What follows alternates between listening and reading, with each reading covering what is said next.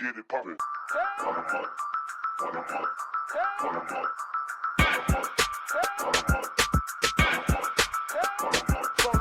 KD, Kiki, RRP, man, you know we Get it poppin'.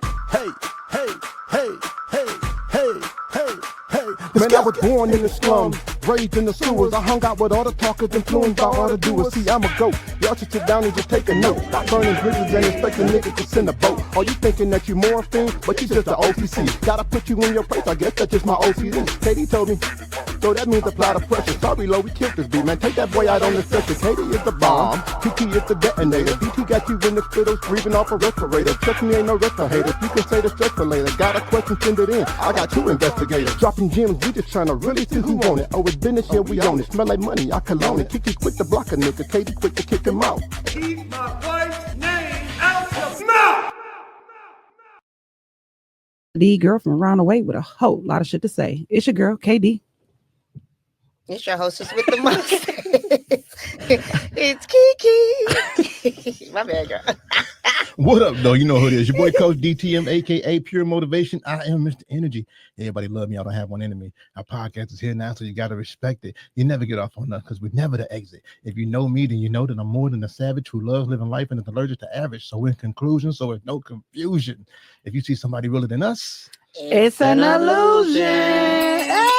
what up, though? Yeah. So welcome to yet another episode of Relationship Reality Podcast, where you get your daily dose of Relationships and reality. talk about it. All right. So, as you guys know, we love to connect with great, amazing, like-minded people, that's out here doing their thing as well.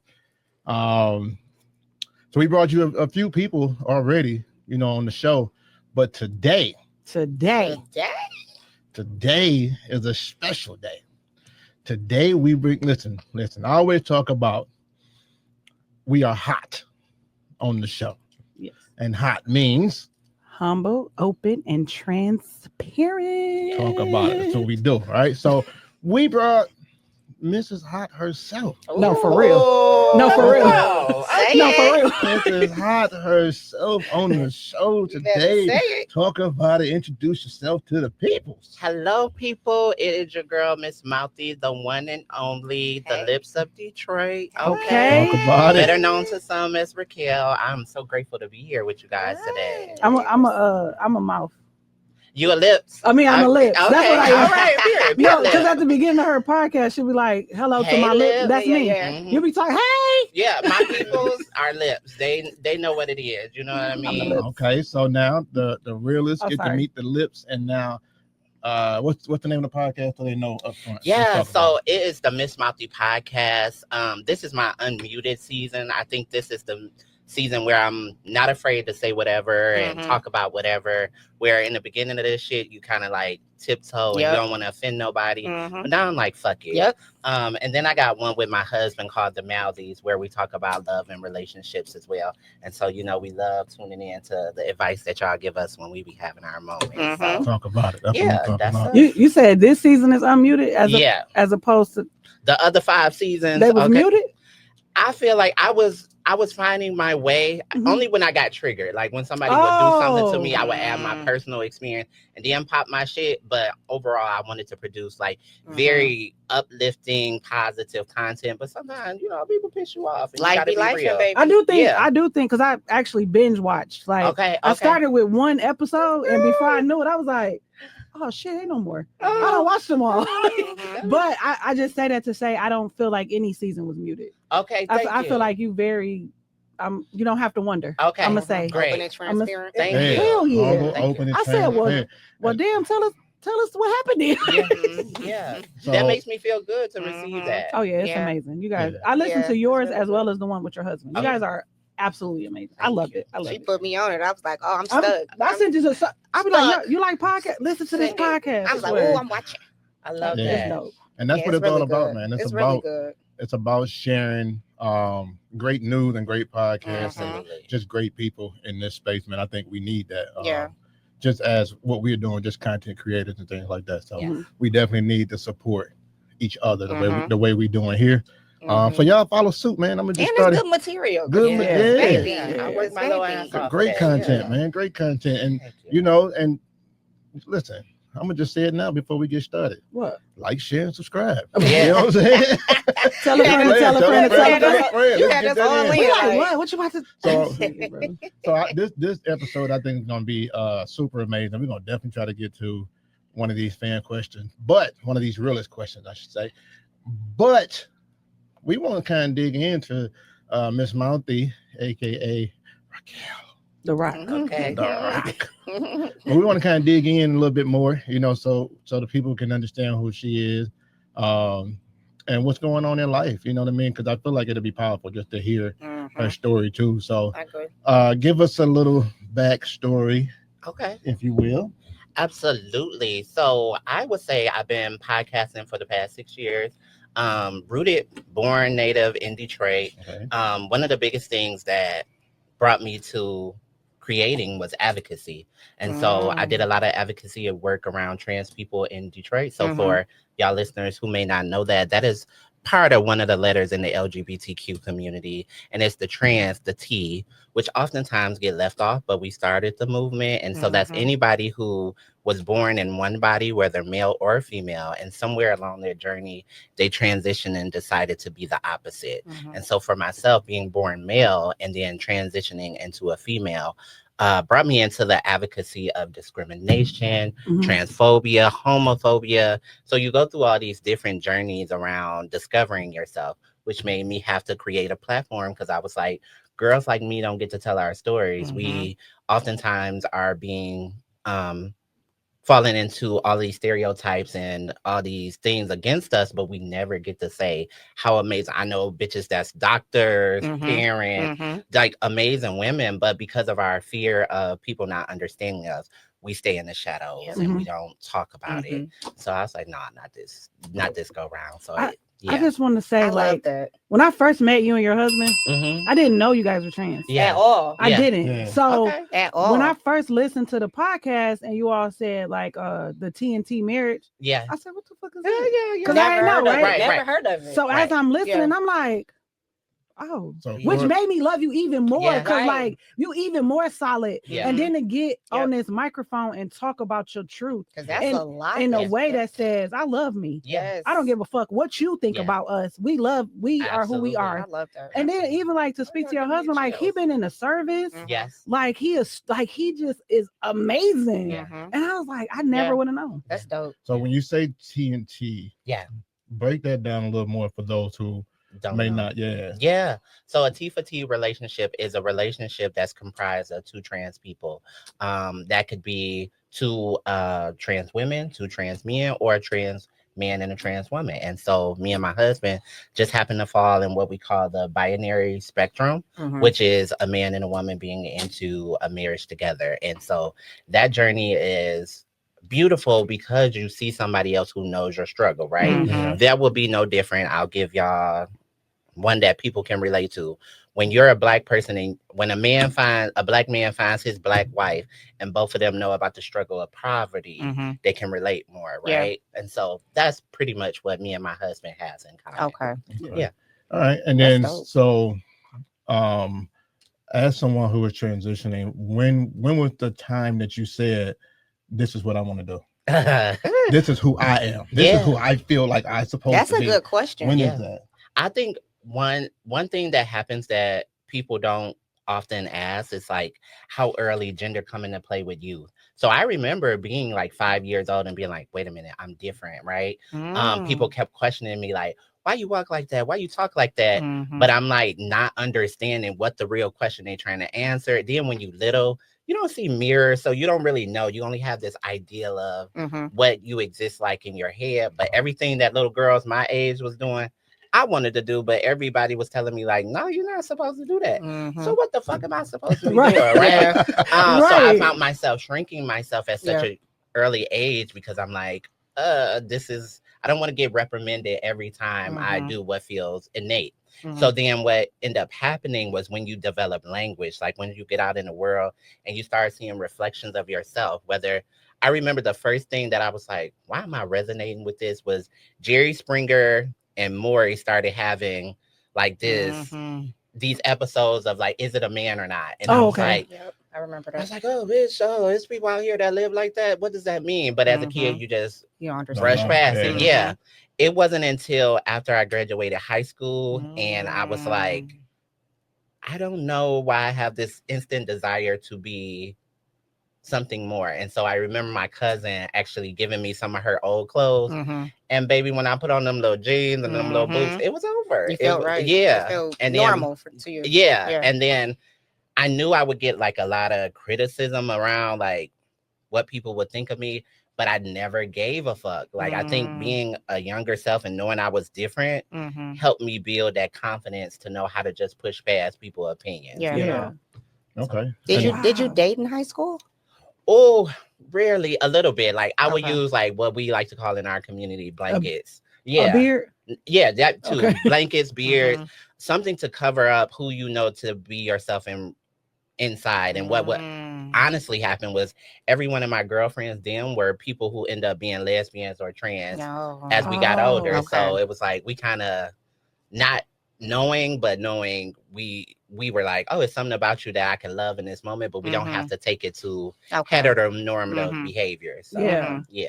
If there's somebody who's in the community that you may have saw before that you kind of look up to and like, I kind of like how they doing. Like, I think so. Yeah. Okay. Yeah, absolutely. Before I knew my truth, there were a lot of young ladies that were doing shows at this club that was called Innuendos when I was younger. I remember that. Yeah. It's still open, right? Yep. Still open. Ratchet to sell. But a young lady named April Summers was like an icon to the community. And she taught me so much about myself and being poised and like, but I wasn't ready to come to truth. And she knew that. And then I had another young lady on the other end of it. God rest her soul. She passed last year.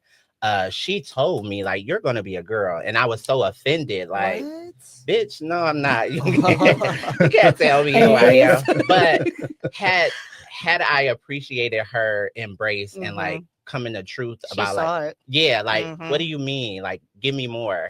I probably would have received it. So that was an unnecessary year of running away from myself just to prove her wrong. Yeah. Do you wish you would have started the transition sooner?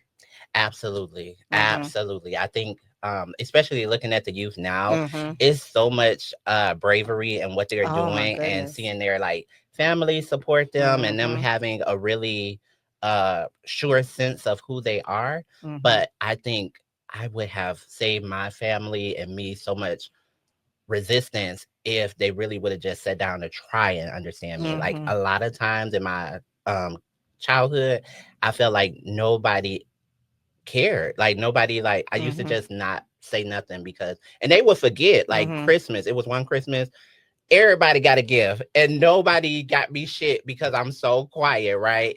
And they felt so bad, like, oh my God, how like could we forgot about you? Yeah, like Home Alone. I'm like, damn. You're like, hey, I'm here. Yeah, I'm like, here. yeah. So, you know, but what I did appreciate when my mom came to terms to understanding me, even though she was like ignorant of some terms and things because her own knowledge, her acceptance was full.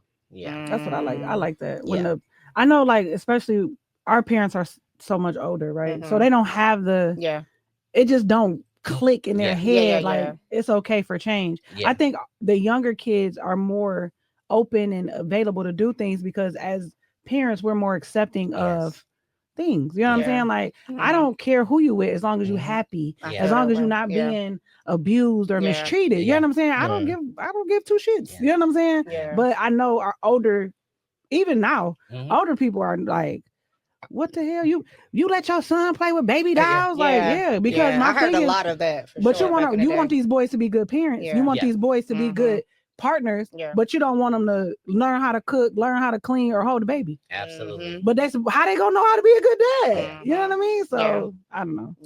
Yeah, I think one thing I noticed too, and y'all tell me if y'all saying the same thing, it's really Black people that don't want to accept 100%. I agree. 100%. I agree. Black people to where, okay, so let me ask you this, because I know I've heard this on numerous occasions about other stuff. how often did you hear prior to your transition?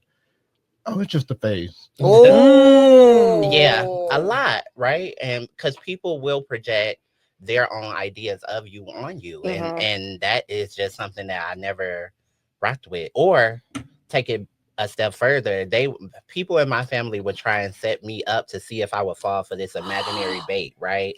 So, but what they did not know about transness is that while you thinking it's about to be somebody who is in reflection of me, like a hyper feminine boy. It's your homeboy that you sell weed with, right? Oh my goodness. That you like, wait, why you keep talking to my little cousin like that? Or, it's just like, regardless to what you think it is, it's never going to be really what it is until you have a one-on-one conversation with someone and know their story. So when my cousin started being like, hold on, why you keep hanging with all these niggas? I'm like, they hanging with me. Let's talk about it. They hanging with me.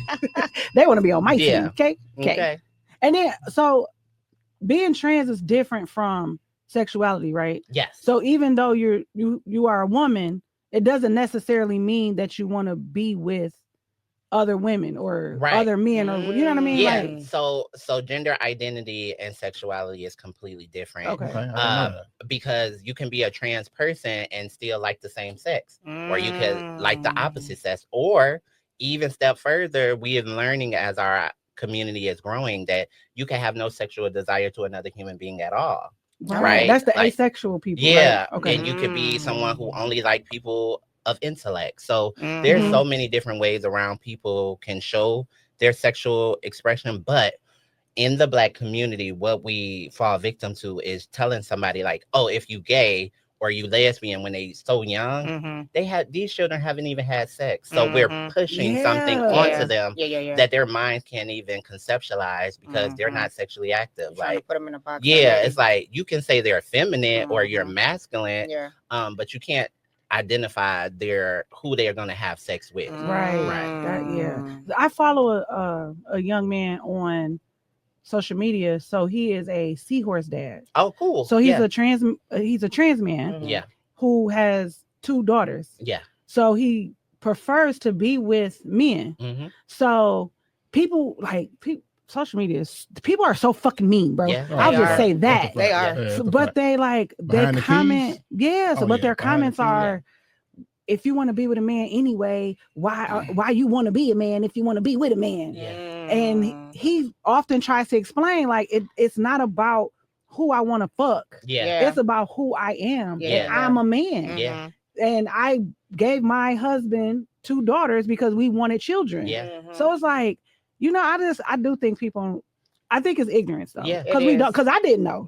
But because I like research and watching videos and documentaries, that's how I learned. Because I've always been an ally. Even when I was younger, I got a cousin that was gay, and my brothers and them used to beat them up. Like I used to be like, no, we finna jump them. Right. Because no, we gonna beat the fag out of them and stuff like that. Like, bro, no, he like boys. Leave him alone. I do feel like we were not educated enough when we were younger. That's true. Right? Yeah. Because in high school, middle school, like people frowned upon like gay. Absolutely. Like the people didn't even come out. We knew people were gay in high school, right? Absolutely. Like we knew it. But they would not come out because they're like, no, everybody's gonna judge me. It's a safety. Some people don't want that So fight. like, they don't want that fight either. Yeah. It and they takes don't a want to be in strong- danger, like she said, like safety. It Like, takes a strong person to be able to stand in front of other people and let them ridicule them. Right? You know nothing of me, but you got so many opinions of me. I didn't come out until high school because the ones that was in my high school, I would see them getting chased and bullied by the football team. Bitch, who? I don't have no problem with fighting, but I also don't want to get my ass beat and put on a stretcher. So you got to just weigh, like, how far are you willing to go? And you don't want to be sexually assaulted. I feel like, baby. I know when I was in high school, a girl came out, she was a lesbian, and the boys was like, oh, that's because you ain't never had this dick before. And then she had went to I swear. I know. And she had went to a party. She had went to a party and she was sexually assaulted by numerous guys. Like they like locked her in a room and like, you know what I'm saying? And she never, I don't even know where she is to this day, but now she was we gotta so deal damaged with suicide because of that, right? That's what I'm suicide saying. rate went up because of that. Because they can't be themselves. They stuck in this body that they don't understand, and then they are being told that what you feel is wrong. And then they like, well, I don't even want to be here. Yeah. And to speak to your point, a lot of that is corrective sexual rape, right? Like that is this idea that I can make you straight, or straight is better, or if I do this, somehow you'll like it. But that's harm. That's abuse. You can't make somebody like what they don't like. You have to come to terms and accept that this is what this person's preference is. You know? And it to or me, not, it will or say fuck you. Or not. Or to me, it seems like I would like it less. You know what I'm saying? Because I didn't want it, and then you forced it on me. Yeah, correct. So I don't. No, this not really hate it. You know what I'm saying? Like, that's what I'm saying. It's the corrective behavior. You're trying to correct somebody's life, their attraction, and you can't do that. That's crazy. Yeah, because there's nothing wrong with liking what you like. Motherfucker, I don't eat meat. That don't mean that a motherfucker just don't make me eat a steak. You know what I'm saying? Which I'm not trying to downplay the situation, but I'm just saying, if you don't like it, you don't like it. If you're not attracted, so many variations to sexuality too, because we also, on the other end, when you become an out proud person of the community, then these people who fetishize you and they now can identify with your queerness and say, oh, well, she a lesbian, he gay, so I can be undercover in my approach to them. But you're not living in your authentic truth. And it's not our responsibility to bring you out the closet. Like, I would just get to decide if I want to fuck you or not. But don't make the assumption that because I'm this way, I want you. Absolutely not. Like, I'm not automatically attracted to you because I like, you know what I'm saying? Have you ever experienced like a, what's it called? Like a fetish? Like, oh, that was I was about to go there. Like let's go there. I was about to go there with that next. Yeah. Okay. Talk about Absolutely. I think trans people are unproportionately exposed to that behavior because of the misunderstanding of how we exist, right? And there are so many different versions of trans people. You have trans people who are on hormones, people who are not, people who are post-op that had all their surgeries, and people who don't want surgeries at all. But I think the now thing is that from the time we decided to be trans, it's this hyper fixation on us and our sexual preferences and our genitalia that makes people be like, oh, this is cool, it's a trend, and then they fetishize the ideal of transness. This is why we see so many white trans people detransition, because to be a raw person and be under a microscope, especially in this climate, you have to genuinely know that this is what you want. This is who you are, not for a monetary gain, political power, or anything of the such. So that's wow. Once you are post-op, do you still have to use the T?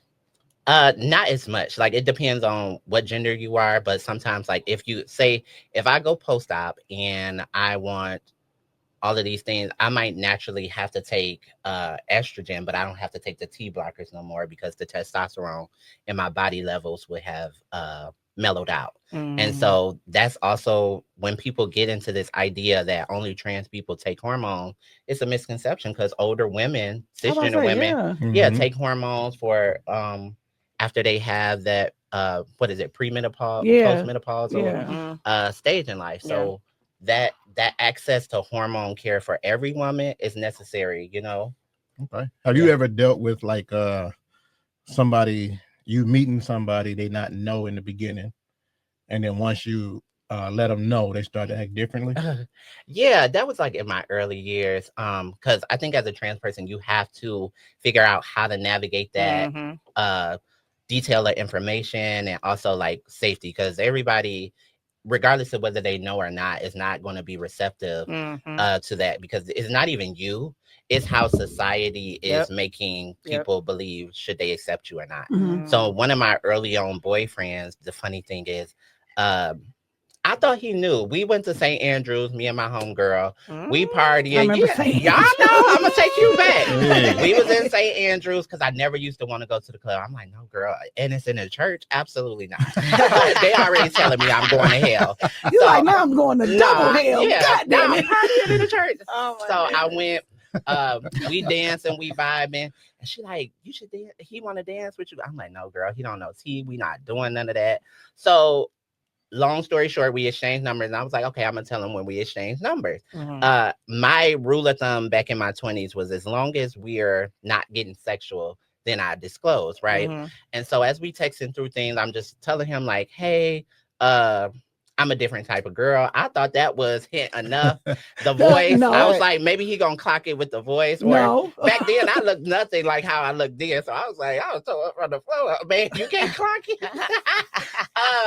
But to be said, that was my own insecurity around my transness. Right. When you can't assume somebody else, the way they perceive you. Right. So he was getting ready to go off to summer camp or summer college. And so he was playing for a basketball team. And so he was like, babe, I've been at this camp. I'm hella horny. Can you just send me a picture of your pussy? And I'm like, what pussy? What pussy am I about to send you? So I'm laughing like, babe, what pussy? I didn't tell you everything. So he like, yo, pussy, stop playing with me. Ooh. And I'm like, no, I'm serious. Dead ass told you everything was like. So you whatever. thought he he didn't pick up what you was putting down. He didn't pick it up. He did not. And Lord behold, he did meet his wife that same summer after like the weirdness had happened.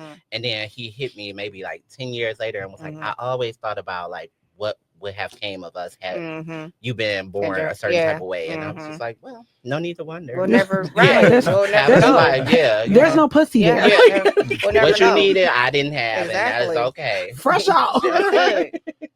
So have you ever been with someone who like they wanted to be intimate, but yet they like, I think you spoke about this on your pod. When you were like, they like do something with it. Like, I don't want to see it. Yeah, you did talk about that, right? Yeah. Okay. So, you know, a lot of, I don't even want to say DL, but a lot of hyper masculine men that wants the experience of like, whatever. I'll just say men because niggas is freaky. Say it. Yeah, no, they freaky. No, they And what I had to learn was it was never about me. It was about you. And so, but what I was groomed to believe was that I had to subdue myself in pleasure to make you happy. And women, we get that all the time. We are not supposed to be these sexual beings. We can't be happy of our bodies. But when they would want me to just have my body, I'm like, okay, I'm no longer getting off of just giving you oral and just letting you do whatever to me, and I'm not being fully pleased. Then I realized like when something clicked and I just liberated myself that like if you cannot take all of me, you cannot have any of me. And I think if women people start thinking like that, we wouldn't be fucking half the people we fucking in. I love that. Yeah. That is truth. Okay, how long did that take to come to fruition in your mind? I would say like middle to late 20s. So I give anybody a good 6 years. Like if you out here fucking these niggas and giving so much of yourself and you think you want love, you might just want a warm body. You got to start asking yourself these hard questions.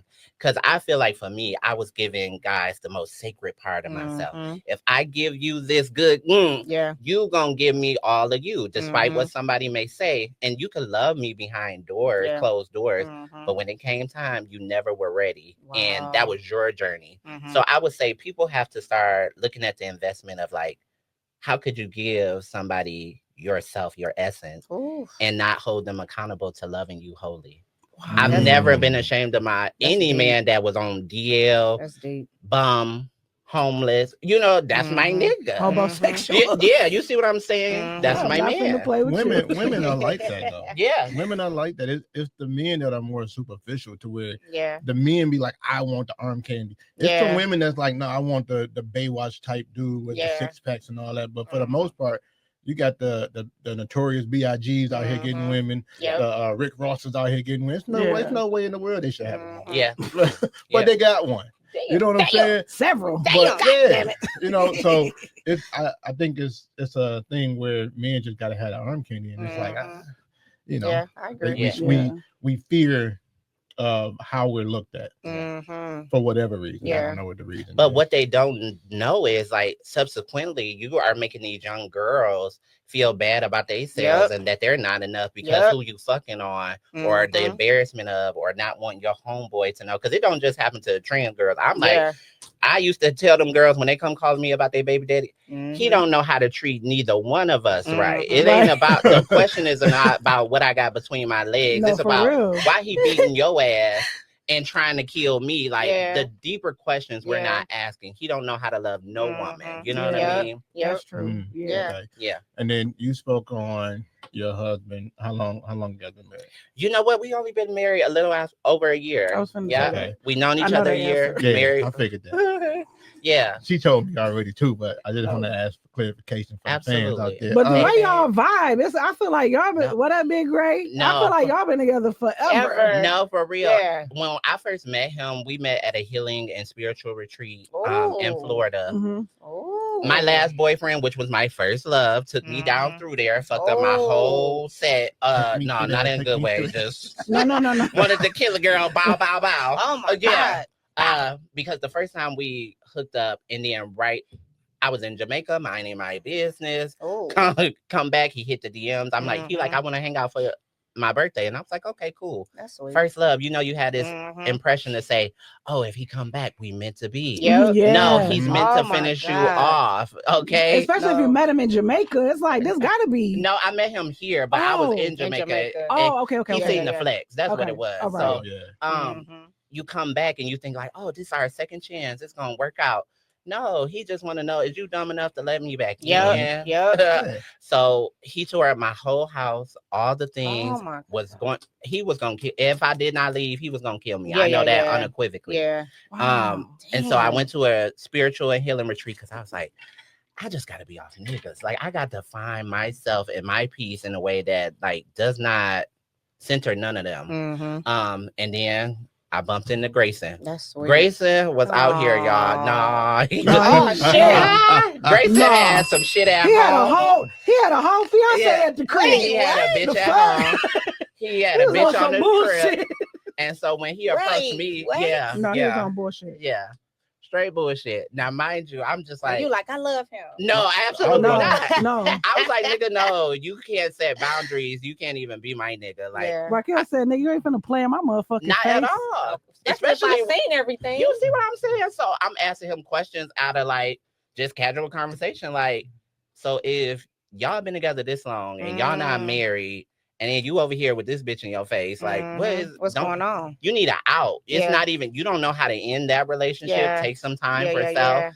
And you like attention because this bitch is not even it. So, no, for real, she kept telling me like, she's like, I heard we got a problem. I'm like, we ain't got no problem. She came to you and said that? Yeah, the girl that he was at the girl at the retreat, not the girl at the crib. Yeah, but she came along. I just want some smoke. So I'm like, how do we got a problem? Like, I don't know you. Like, it will never have an issue over a nigga. Now, the issue is because I've been you before where you feel like the nigga you love is choosing someone else. I get that wholeheartedly, but you have to ask the right question. Is you fucking my nigga? Yeah. If I'm not fucking him, he's not mine. Say it. You get what I'm saying? Ring that fucking bell. Yeah. Okay. So I was just letting the girl, I'm like, girl, you asked me if we got a problem one more time. We're going to have a bad girls club moment in the backseat of this car.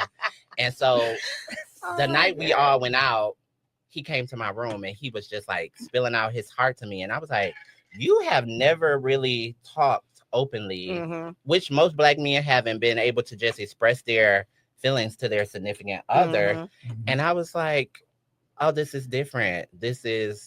I love vulnerability in any human being, right? Yeah. And I was like, this is something different, but you're going to have to clean up all that shit. You got a lot to clean up. Yeah, I ain't jumping into no shit, but we went slow. We was diligent, and now we here. That's sweet. And I do like I don't know. To me, I know he said on the show that he done been on some bullshit before. On you all show, but his transparency in the moment and the way that he so openly honors you for healing the part of him that other women never even allowed him to feel. You know what I'm saying? For a Black man to be able to say, my woman loved me out of me. You know what I'm saying? Like the heart, the worst parts of him you took and molded. Like no, I love all of you. You don't gotta hide none of that. I love all of it. All of that.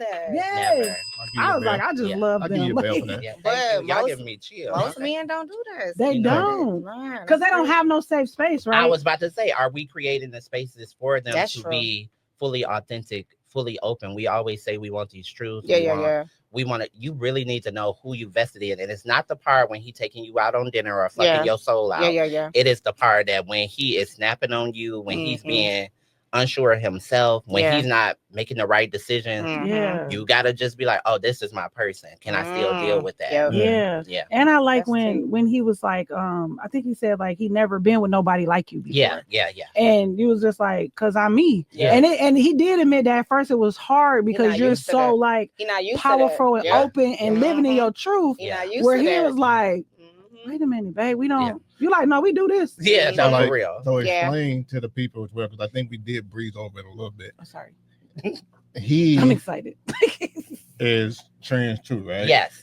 But he was born a female, and he transitioned into a man. Okay. Yeah. So with you guys doing that, what's one of the issues that you might have in your relationship that may not be in any other type of relationship? I think one of the biggest things is that in our relationship, he feels as if his manhood is threatened if I have an opinion, right? And maybe that's in most relationships, but it is. Yeah. And it's like, I'm never going to make excuses for you mistreating me or not holding yourself accountable that I know you could be, right? But in this transness, there is what I realize in this trans relationship is that trans men people can see us. It's easy for them to identify a trans woman and clock our T.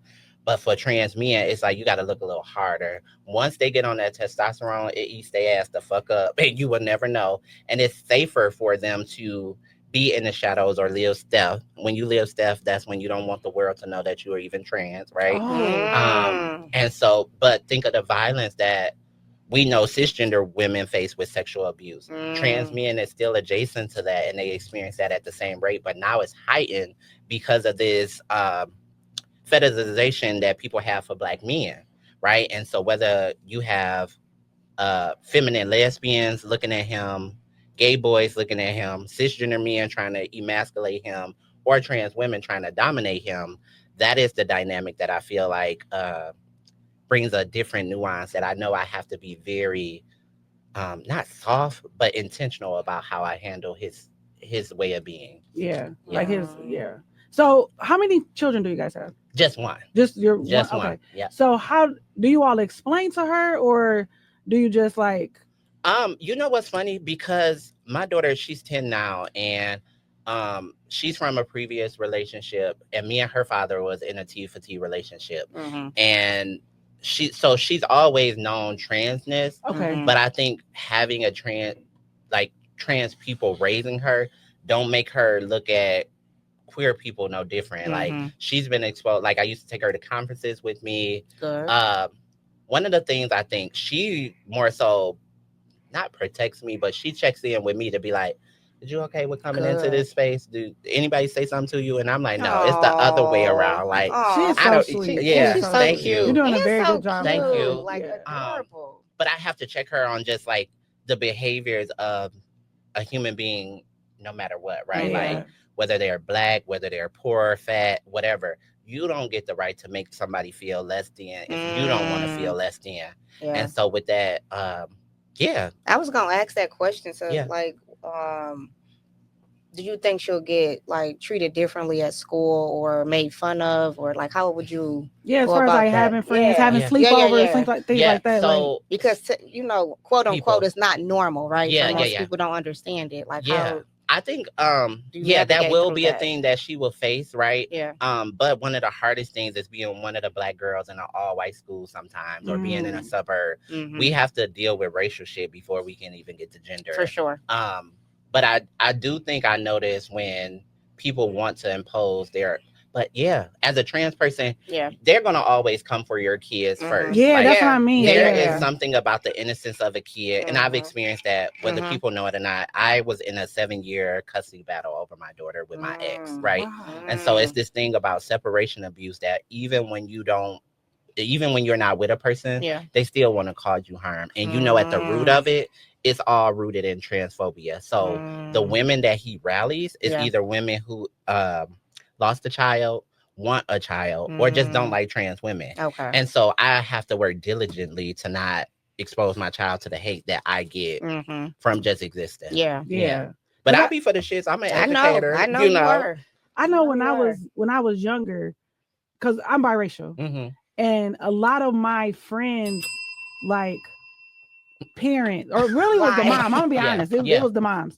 Wouldn't let their kids play with me because my mom was white. Yeah. So like, oh, she took that black man from us, you know. So that's why I was asking, like, because I didn't the first time somebody didn't like me because my mom was white, I was so confused. Yeah. But it did cause me when I got older to not be so open about being biracial, right? Yeah. I just, you see me with my daddy, you see me with my daddy. Yeah. If you don't ask, I don't tell type shit, which was crazy. Even when me and DTM first started dating, when we first started dating, I was living with my stepmother, who is a black woman. So I didn't tell him that my birth mother was white. I never told him. I did eventually tell him. But we were together for a long time before I was comfortable telling him. Because it's like I automatically became either like, oh, you the best of both worlds. Like, oh, it's like fucking a black girl and a white girl. Like, wait, what? Yeah. Like, ew. You know what I'm saying? But that's people ignorance about colorism, right? Yeah. They think because my daughter is lighter that she's been adopted or she's not my child. And they can't fathom their minds around like, how was she born? Or like, what I know is like my mom light as fuck. My grandma light as fuck. Yeah. Like the way that blackness exists in so many different shades of like melanin is crazy, right?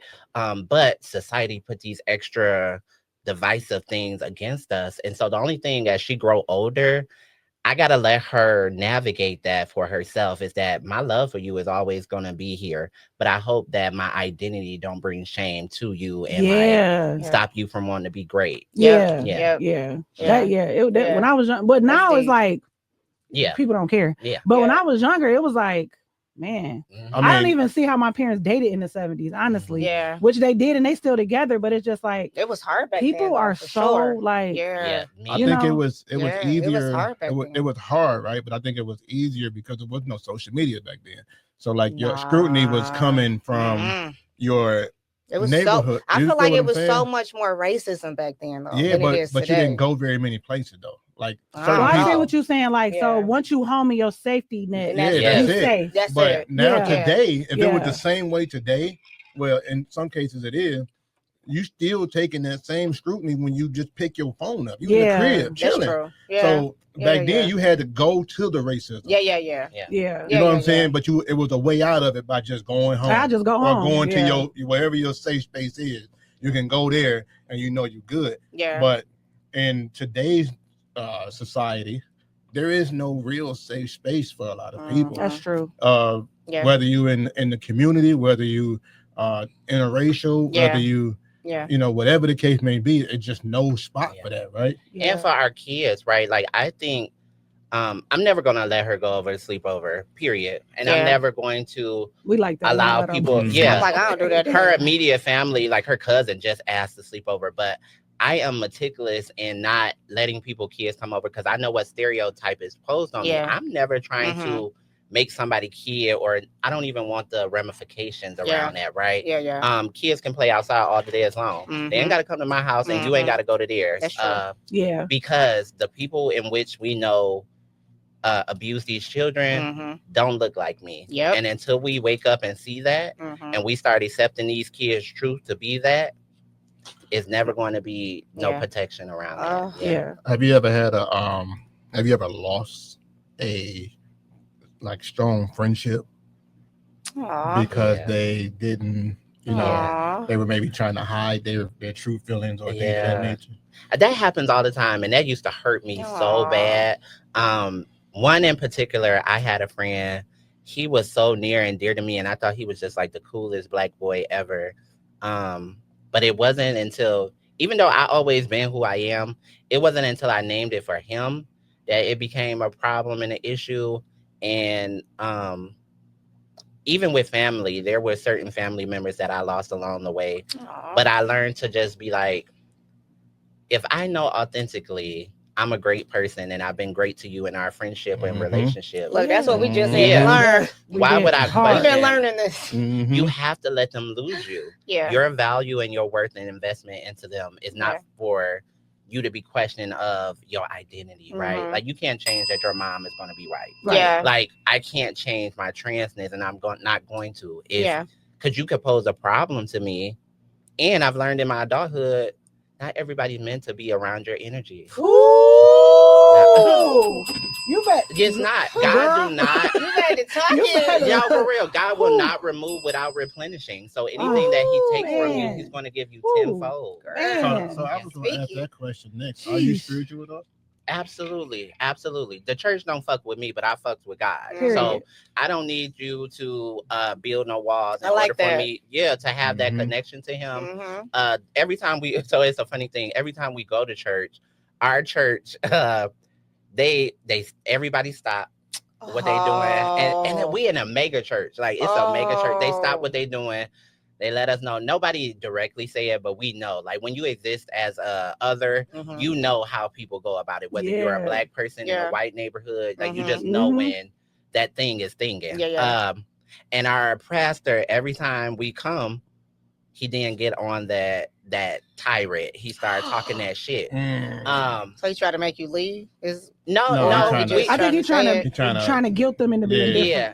And it make us uncomfortable. And with G, he was like, that a lot. G was like, okay, now 3 times it's a strike. You keep wanting to come back to this damn church. But I love the church. I love the word. I love, because it's not about your humanness and inability to love me because your bias. For me, it's about my connection, and this is where I feel comfortable with God, right? But I just watch it online now. I go to YouTube, Change Church in Atlanta. They better be lucky because I love their church. I just told one of my son's friend's mom, every time she see me, she like, when you come to church, I'm like, I'm not coming to church. And then she'll wait. Literally every single time I see her, I'm gonna see you tomorrow. I'm like, where we going? We're going to brunch? She like, no, at church. I said, listen, the last time I seen her, I said, check this out, bro. I don't fuck with church. I love God. I'm like, I read the Bible. I watch sermons on TV, but I am not going into that building. It ain't for me. She was like, church harm is real. It is. And I can't be nowhere where I don't, and it's not even something that necessarily was done to me. I don't like nobody feeling like they shouldn't be who they are. Whatever that look like for them. The fakeness of it. Because if we all created in his image, why I can't be created in his image? Because they say come as you are, right? As long as we it in a fits the mold. society where fake is the new real. So that part. We had stressful. We had an issue.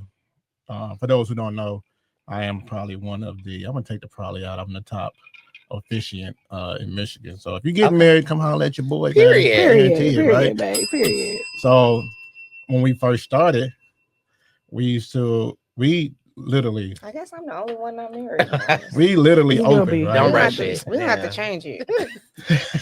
I have to change that. We are literally, like I said, we open and transparent, right?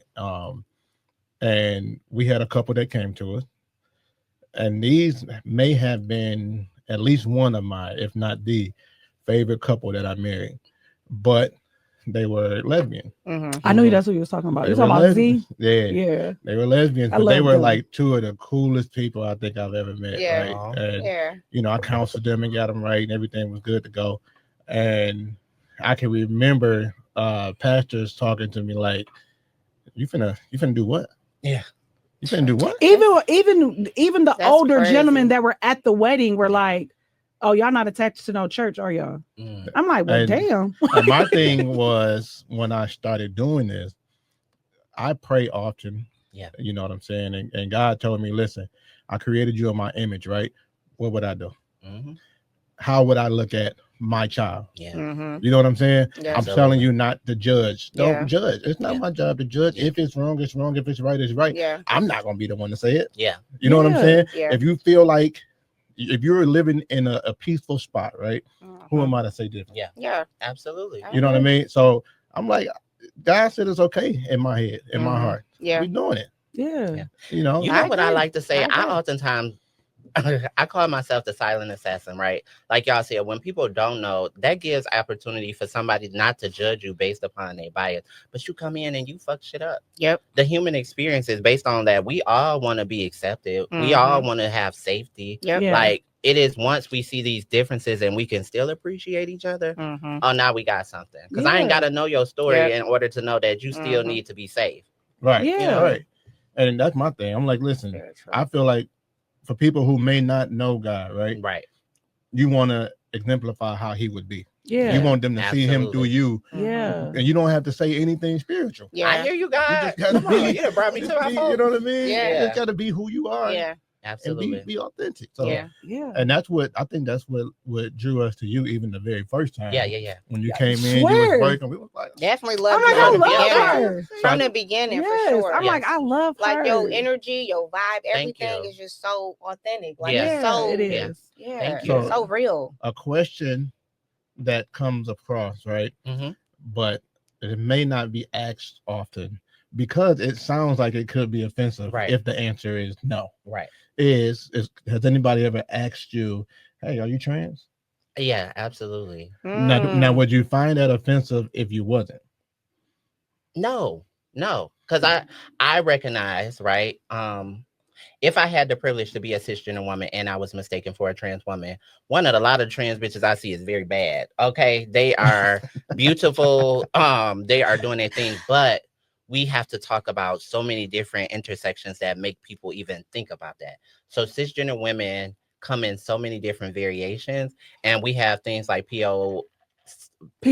Yes, we have things where people can't help their exotic features. You know what I mean? How tall you? I got a cousin that's taller than me. You know, these things make people beautiful. And I think if we start accepting the difference between what we think masculine presenting women look like or feminine women look like, and get away from the European beauty standard, we would appreciate Black people more in their totality, because oftentimes it's never the white people that are telling other people, are you trans? Yeah. Like, it is to demean and dehumanize Black women, and we've had enough of that stuff. Oh my goodness. So we got a not a homie, but somebody we used to work with who is also trans. Oh yeah. And they felt really comfortable like coming out to me first, letting me know everything, and then they came out to like everybody else at the job, right? How did that make you feel? They came to you first. It made me feel good because I feel it made me feel like a calm. They trust you. Space. They trust you, right? Yeah, I do think she thought telling you was safe. Yeah, because even when I spoke to her, she was like, your husband knew before anybody. I said, that's deep. I said, no, we knew. We was just waiting on you to tell us. So, absolutely. Right. Because what happened was, for Halloween, she came dressed as a woman. I said, ain't no man put that shit on. Yeah. You know what I'm saying? I'm talking about from the wig to the fit to the everything. The matching purse. You had that already. Yeah. You had that already. You were just waiting on the 31st to hit.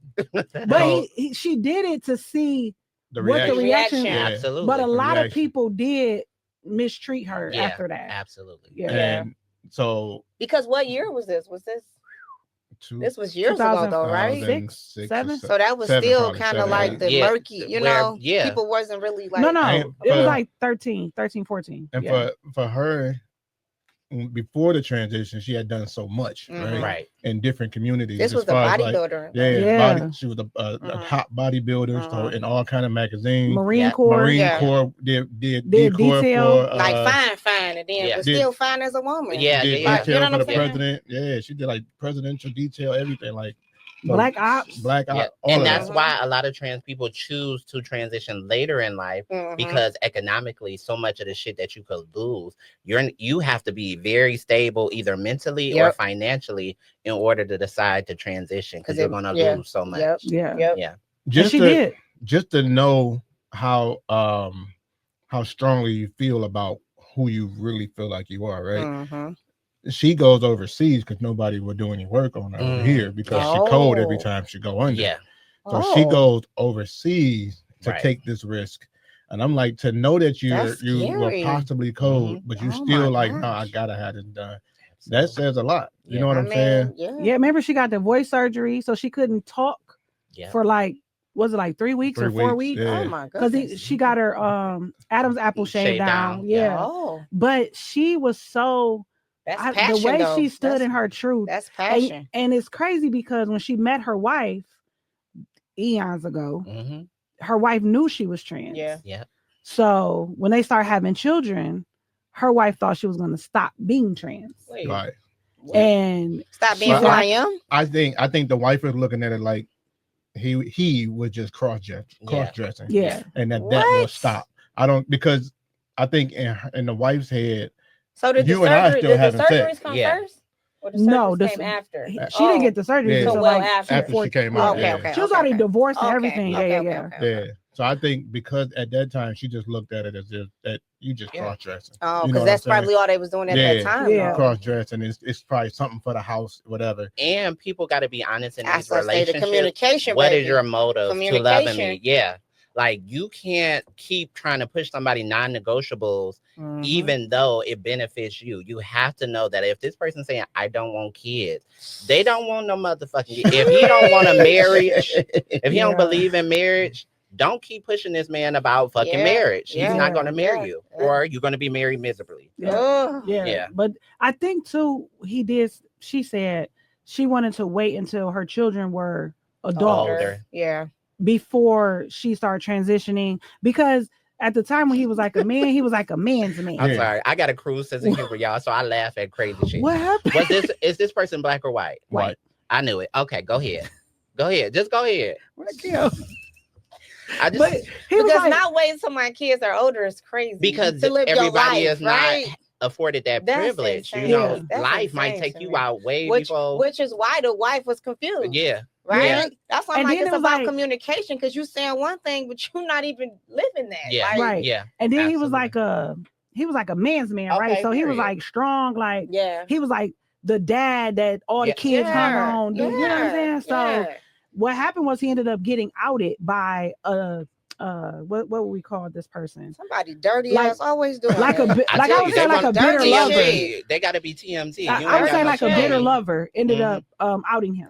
So they did like a whole press run. Yeah. So he lost so much. Like he had endorsements from like barbells and protein shakes, and he lost everything. He literally lost every single endorsement he had. And then they were also, because he was like Mr. Strong Michigan, like so many years in a row, they were trying to take that from him because now he didn't fit the mold. Right? Absolutely. So when he got outed, he just started making his transition, because then his kids knew, but his boys said, Dad, we been knew that. Yeah, that's what I'm saying. It's about communication. Communicate with your family. Absolutely. But his dad said, "Don't you come over here dressed like no bitch." Yeah. So he was. That's what he was like afraid his parents. of. But his parents cut him off. Like, oh, you want to be a girl? We don't have daughters. We have sons. And so that the reason why I laugh is because racially, that's the difference. Black trans folks, we already poor most of the time coming out of it. You don't give a fuck about that. You have to be like, bitch, any bully come my way, my parents say shit, I gotta be mentally ready for anybody to try and dismantle me, so I don't have that luxury to think about life 20 years from now, right? And we ain't got shit to lose. Right. White people wait until they're already established from years of systematic privilege to then say, I think I can dip my toe in and I like the way this feels. No, baby, it's either all or none. Because once you lose every had she talked to a black trans woman before, she would have let her know, baby, you about to lose everything. So you might as well get your offshore account, put your money in, start getting it ready now. And start building up your portfolio for what it looked like to be a trans bodybuilder. You know? Have you found issues like in your day-to-day like work life? Honestly, that's a good question. Yes and no.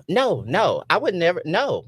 Every job that I think about, once I transitioned, I remember I was in the hood. I used to work at Technicolor. Shout out to all my Technicolor. Okay. So y'all know, like everybody worked at Technicolor. Yeah, because the money was the motivation, and I knew like what they gonna say, like, bitch, either we gonna fight or we're not. But I think as I transitioned, I had to learn there was a level of responsibility I had to show up professionally, like just in Blackness, right? You have to be the best one in the room. You have to be educated. You can't give them any reason to dissect your professional profile. So I used to weaponize like knowing big words and being on time, and like, so even if, and in my transition, I'm let you know, get y'all documents first. Like, make your documentation reflect, regardless if your transition has arrived to that point yet. So what I knew was important was I need my ID to match what's going to be on this check. So I took that route first, where everybody transition is a little different. But I knew money was the motivation, and like, y'all, it's HR for a reason. Right. Yeah. Hey, yo, it ain't over. That's just part 1. Next week, we got part 2 with Miss Mouthy as we continue this conversation and go a little bit deeper and actually help out one of the realest, man.